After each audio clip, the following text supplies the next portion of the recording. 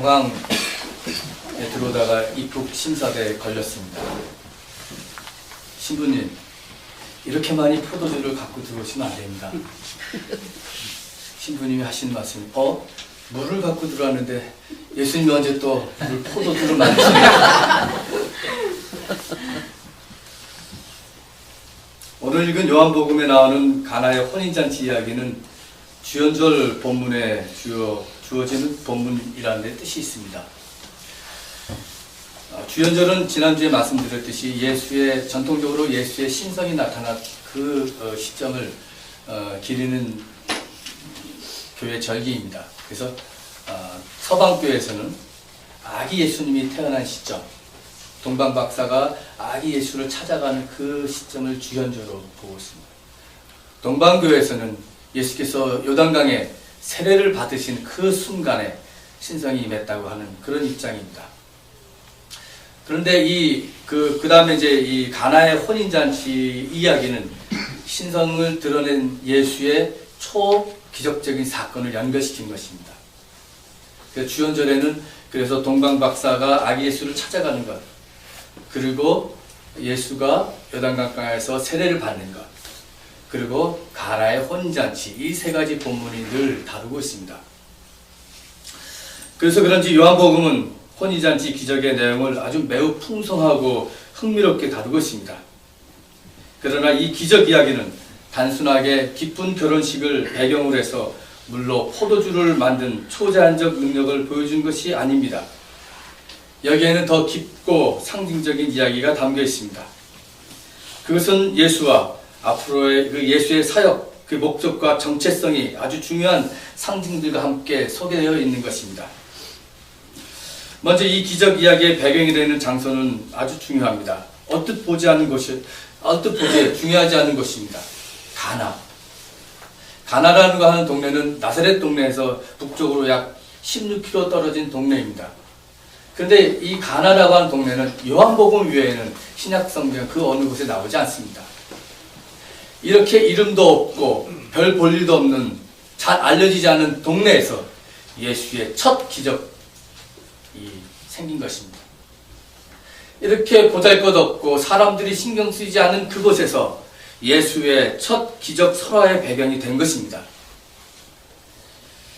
이곳에서 한 남자와 한 여자가 만나서 새로운 삶을 시작하는 결혼식이 열렸습니다. 당시 이스라엘의 결혼 풍습에 의하면 신랑 신부가 결혼을 하면 신혼여행을 가지 않고 신랑의 집에서 약 일주일 정도 더 그 잔치 자리가 베풀어진다고 합니다.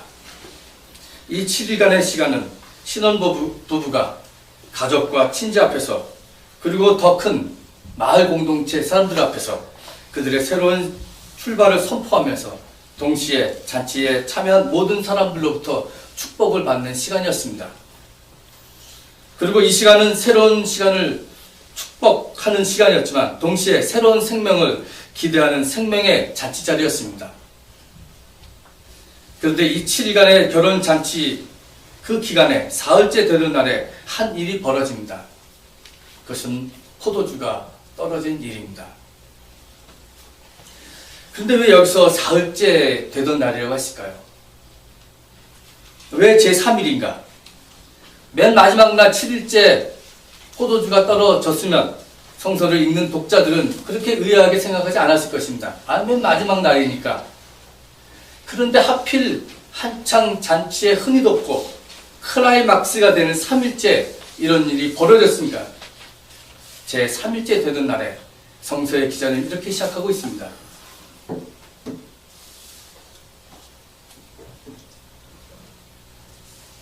주인이 준비를 충분히 하지 못한 것일까?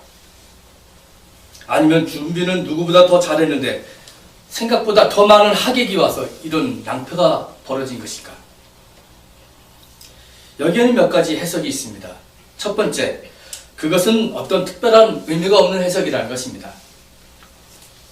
성경에 보면 요한복음 1장 29절에 이런 말이 나옵니다. 다음날 요한은 예수께서 자기에게 오신 것을 보고 말하였다.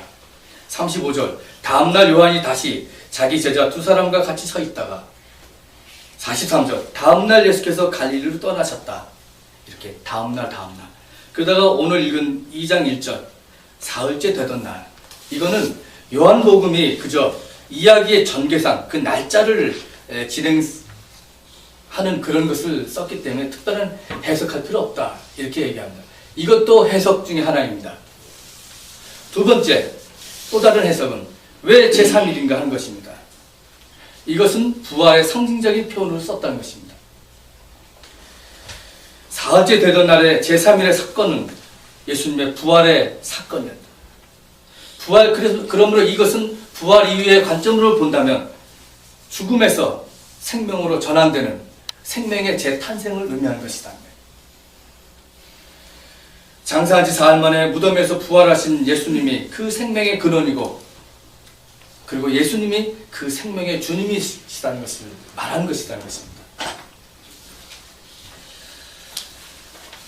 이렇게 볼 때 결혼이라고 하는 상징적으로 시작된 생명잔치가 포도주가 떨어졌다고 하는 것은 잔치에 흥이 떨어져 파장지경이 됐다는 것입니다. 이것은 곧 생명의 바닥남, 생명의 끝, 죽음을 의미하는 것입니다.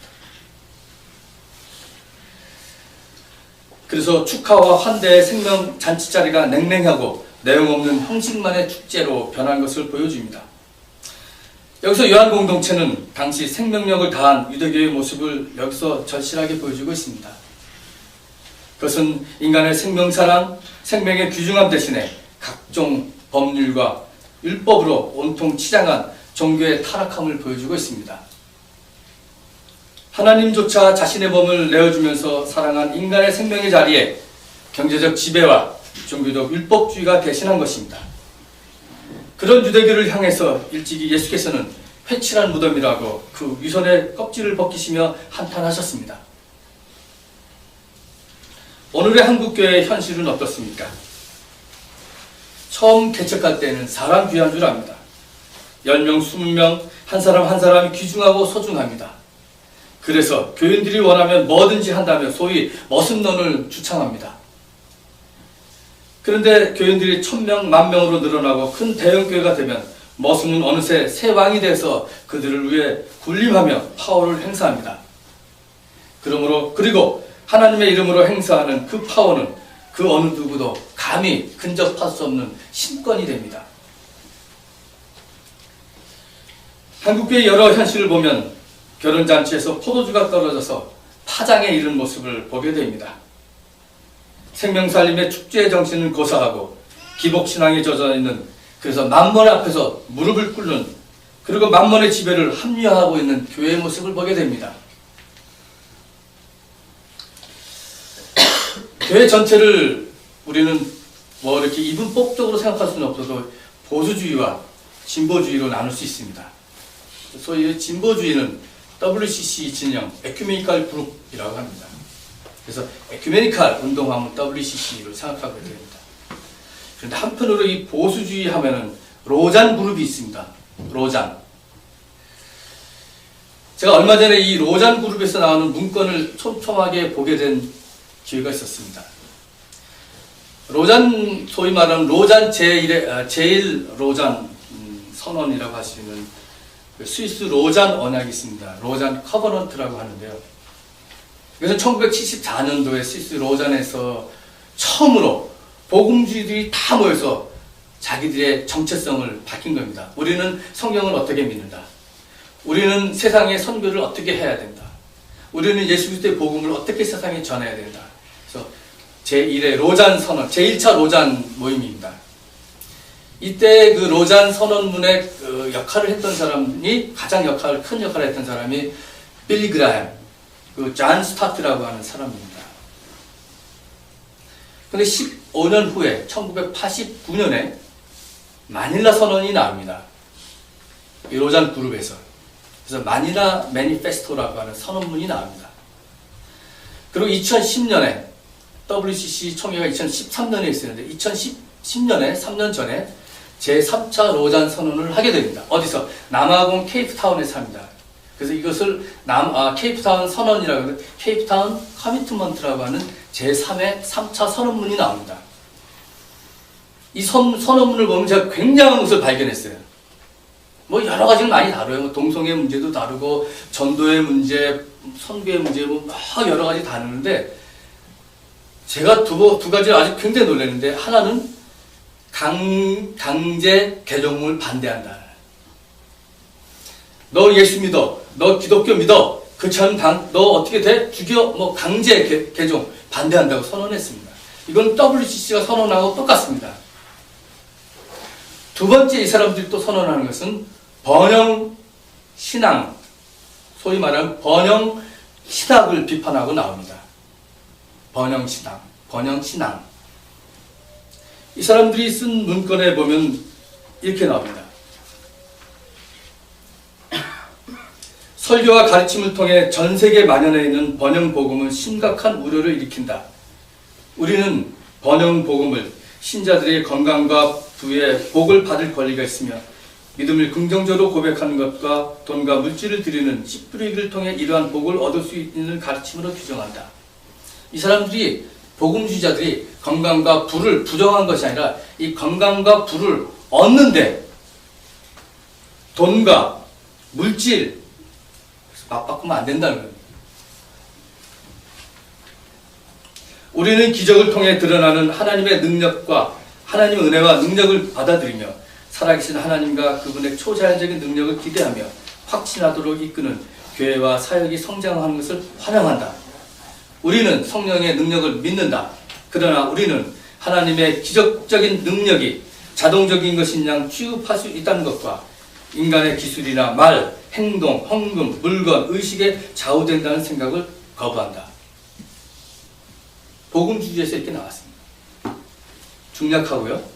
우리는 또한 빈곤과 질병과 이른 죽음이 항상 하나님의 저주의 표지이거나 믿음이 부족한 증거이거나 또는 사람의 저주의 결과라는 주장도 거부한다. 복음주의에서 나옵니다. 우리는 많은 교회들이 이 가르침 때문에 목회적으로 해를 입고 영적인 건강을 잃어가는 것을 애통해야 한다.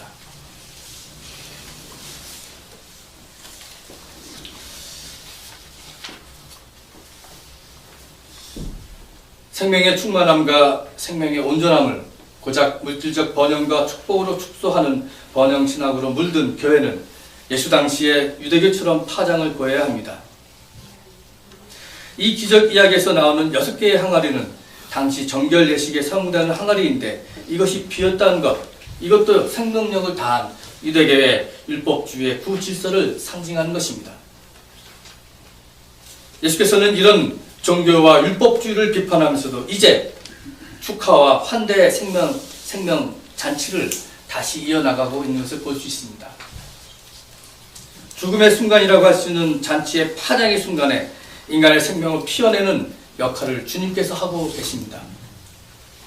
그것은 예수께서 물로 포도주를 만들어 좋은 포도주를 거기 모인 사람들에게 준 것입니다. 항아리에 가득 찬 좋은 포도주에 잔치에 참여한 사람들은 놀라고 다시 잔치에 흥이 돋게 되는 것입니다. 포도주는 많은 상징을 가지고 있습니다. 이스라엘 백성들은 유월절 축제 저녁 식사 때 엄격한 순서에 따라 누룩 없는 빵과 쓴 나물과 포도주를 마셨습니다. 이것은 이스라엘 백성을 이집트에서 해방시킨 하나님을 기억하며 감사하는 행위였습니다. 신약에서 예수님은 특별히 새 포도주에 관해 언급하십니다. 마가복음 2장 22절 말씀입니다. 또 새 포도주를 낡은 가죽에 담는 사람은 없다. 그렇게 하면 포도주가 가죽 부대를 터뜨려서 포도주도 가죽 부대도 다 버리게 된다. 새 포도주는 새 가죽 부대에 담아야 한다. 여기서 새 포도주는 새로 오는 시대에 예수님이 선포한 해방의 복음을 말합니다. 이렇게 새 포도주는 구원받았을 때의 삶의 기쁨과 해방과 생명의 풍요로움을 말씀하고 있는 것입니다. 또 포도주는 성만찬에서 인류를 향한 하나님의 사랑을 상징합니다. 예수 그리스도의 십자가와 부활을 기억하며 주님이 오늘도 우리와 함께 계신다는 사실을 기억하는 것입니다. 그래서 주님께서는 이 잔은 너희를 위하여 흘리는 내 피니 새로운 새 언약이다 이렇게 말씀하셨습니다. 그러므로 포도주는 그리스도의 사랑에 참여하고 그분의 안에 머물게 하는 언약을 상징하는 생명의 참여, 번영, 풍성한 결실을 나타내는 것입니다. 바로 그 포도주가 항아리에서 넘쳐났습니다. 그리고 그 포도주로 인해서 잔치는 이어지고 기쁨과 즐거움의 축하의 분위기, 그리고 손님을 다시 환대하는 그런 잔치자리로 이어졌던 것입니다. 이것은 개인과 공동체 안에 있는 삶과 생명의 충만함을 드러내는 예수의 사역을 의미합니다. 반면 이것은 생명력을 잃은 유대교의 활력을 넣는 것을 의미하는 것입니다. 예수가 그 근원이 됐던 것입니다. 포도주는 일부러 주인이 숨겼다가 나중에 꺼내는 것이 아니었습니다. 바닥났을 때, 철저하게 바닥났을 때, 죽음의 순간에, 고난의 순간에, 더 이상 희망이 없는 순간에 예수께서 가져오셨던 겁니다. 그러기에 이스라엘의 희망과 오늘의 종말론적 기대의 성취는 예수로부터 가능하다는 것입니다.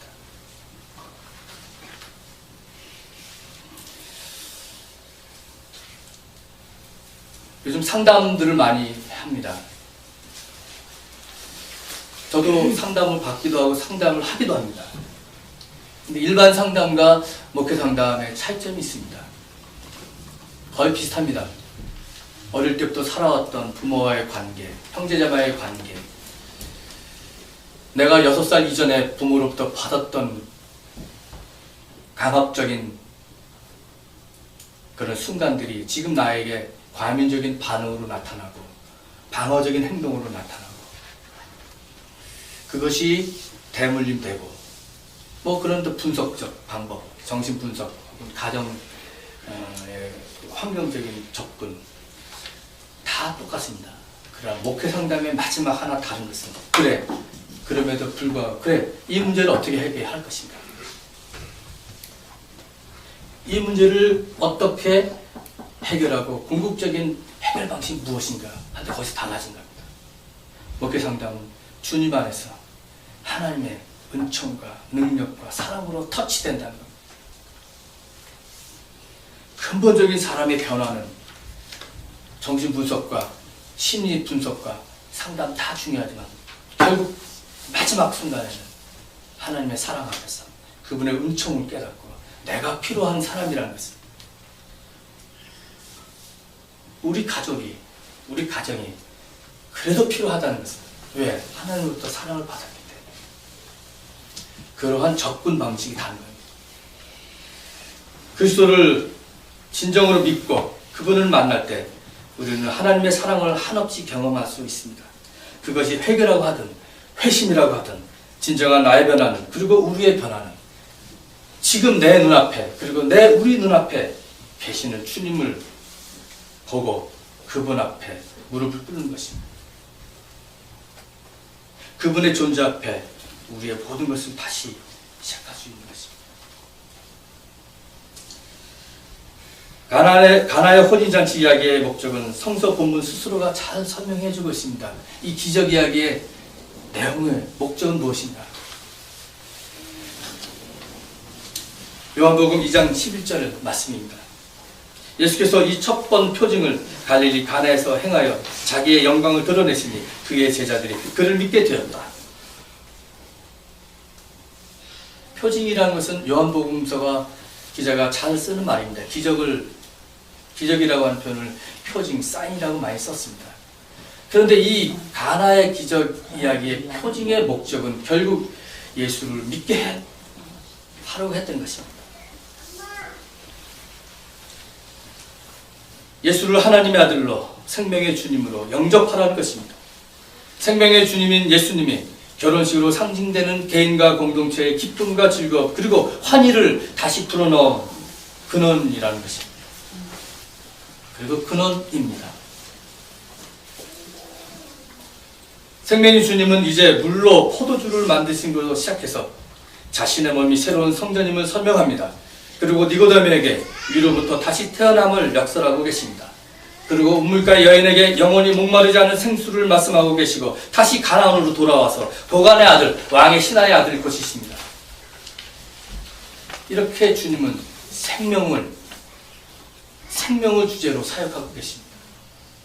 그래서 요한복음은 더 크게 예수의 사역을 이렇게 설명하고 계십니다.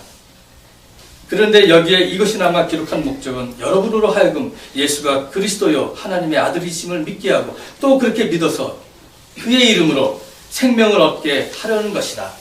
요한복음 20장 31절 말씀입니다. 우리에게 생명을 얻게 하려고 하신 것이 예수의 기적의 사건의 의미요 예수의 사역의 의미라는 것입니다. 함께 생명을 향해서 나가는 것은 주님을 향해서 나가는 것입니다.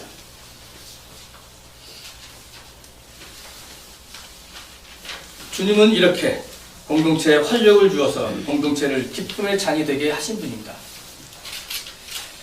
공동체의 소중함을 일깨워 주신 분입니다. 그런데 고린도전서 12장에 오면 이 교회가 공동체인 교회가 분열이 되는 모습을 보게 됩니다. 오늘 고린도전서 12장 읽으셨죠? 그게 바로 그 내용입니다. 사도 바울이 고린도 교회를 보고 한탄을 합니다. 왜? 고린도 교회가 분열되어 있었어요. 특별히 지도자들이. 나는 나는 바울파다. 심지어 나는 개박파다. 나는 심지어 그리스도파다. 갈라집니다. 왜냐하면 고린도 교회 교인들이 주어진 자기의 각자의 다양한 은사의 그 다양성을 인정하지 않았기 때문입니다. 그래서 사도 바울은 성령의 다양한 은사를 깨우쳐 줍니다. 바울은 고린도 교인들이 가졌다고 생각하는 9가지 성령의 은사에 대해서 나열합니다. 그러면서 이러한 은사의 다양성에도 불구하고 그 은사의 근원은 같은 성령임을 계속해서 반복하고 계십니다. 어떤 사람에게는 성령을 통하여 지혜의 말씀을 주시고 어떤 사람에게는 같은 성령을 따라 지식의 말씀을 주십니다. 어떤 사람에게는 같은 성령으로 믿음을 주시고 어떤 사람에게는 같은 성령으로 병 고치는 은사를 주십니다. 이 은사, 이것은 공동 번역에 보면 그 은총의 선물이라고 합니다. 은총의 선물. 은총의 선물은 곧 사람의 의지가 아닌 성령께서 주시는 것을 받은 것입니다. 이 말은 은사를 받은 그리스도인들은 은사를 자랑하거나 또 나와 다른 은사를 받은 사람을 무시하면 안 된다는 것입니다. 선물로 받은 모든 은사를 인정하며 그 은사를 교회를 위해서 서로 섬기는 일에 바르게 사용되어야 합니다. 그래서 사도 바울은 그것을 공동의 유의라고 표현했습니다. 7절 말씀입니다. 각 사람에게 성령을 나타내 주신 것은 공동 이익을 위한 것입니다. 성령의 선물은 교회 공동체 모두를 위해 각자에게 선물로 주어진 것입니다. 그러기에 서로의 은사를 존중해야 하는 것이 신앙 공동체의 자세입니다. 그렇지 않으면 생기는 것이 분열입니다. 그래서 바울은 끊임없이 이 은사의 원칙을 밝히고 있습니다. 그리고 예수를 주님이라고 고백한 것은 바로 성령으로 고백한 것이다. 그리고 은사를 하나님이 행하시는 일이라고 끊임없이 반복적으로 계속적으로 강조하고 있습니다. 고린도전서 12장에서. 우리 새민족교회를 한번 돌아봅시다. 우리 안에도 이렇게 다양한 은사가 있음을 저는 보게 됩니다. 제가 일부 예배 때도 그런 말씀을 했어요. 우리 애경사를 챙기는 이 최모 집사가 있어요. 그분을 따라갈 수가 없어요. 좋은 일이면 좋은 일, 꾸준 일이면 꾸준 일. 이분 없으면 움직이지 않습니다. 이 은사예요. 저보다 더 잘해요. 은사입니다. 누가 억지로 해서 이렇게 안 됩니다. 또 어떤 사람은 봉사하고 섬기는데 이게 참 잘해요. 자꾸 이름 말하면 교만해질까봐 얘기 안 해요. 찬양하는 데 은사가 있어요. 정말 잘해요. 기가 막혀요. 이거는 소질을 떠나서 은사입니다. 교회에서 이렇게 발언하는 것은. 어떤 사람은 분석하는데 끝내줍니다. 다른 사람을 이해하고 칭찬하고 격려하는 은사를 끊임없이 가지고 있습니다. 앞장서서 일을 하지 않지만 조용히 옆에서 조력자의 역할을 하는 사람도 있습니다. 우리 안에 있는 것은 생각의 차이가 아니라 은사의 차이입니다. 다양한 은사 갖고 있는 것입니다. 나는 내 은사는 뭘까? 아직 모르시는 분이 계시면 이 등대 모임에서 은사 발견하기, 구별하기 한번 해보십시오. 내가 모를 때는 공동체적으로 한번 분별해 보십시오. 너는 이걸 잘한다. 너는 이것을 살렸으면 좋겠어. 당신은 이걸 살렸으면 좋겠어. 함께 공동체의 은사를 분별하고 격려하고 이것이 어떻게 교회 공동체를 위해서 사용될 수 있을 것인가를 등대 모임에서 한번 해보세요. 여기 등대 목자들 다 계시죠? 한번 다음 등대에서 한번 해보시면 어떻겠습니까? 다양한 은사를 인정하고 존중하면 내가 리더라고 하는 우월심도 그리고 참여하지 못하는 사람의 열등감도 없어질 것입니다. 여러분, 그러나 궁극적으로 이러한 모든 은사는 하나님께서 내게 주신 그리고 우리에게 주신 생명을 피현하기 위함입니다. 예수께서 물로 포도주를 만드시어 죽음으로부터 생명을 향한 질적 변화를 결혼 잔치라는 공동체 안에서 보여주셨듯이 오늘 신앙 공동체 안에서 그리고 이 은사 공동체 안에서 생명을 향한 은사의 발견과 그 성숙한 변화를 경험해야 합니다. 함께 생명을 향하여 나가는 공동체는 그래서 은사 공동체로 먼저 서야 합니다. 하나님 안에서 하나님의 사랑 안에서 우리의 은사가 서로 새롭게 피어날 때 우리는 오늘 제3 이사야가 말씀했듯이 우리는 주님의 손에 들린 아름다운 멸관이 될 것이며 하나님의 손바닥에 놓여있는 왕관이 될 것입니다. 다가오는 구원의 때를 바라보며 하나님의 생명의 역사를 새롭게 시작합시다. 물이 포도주로 변하는 기적의 역사가 우리 가운데 또 일어나기를 소망합니다.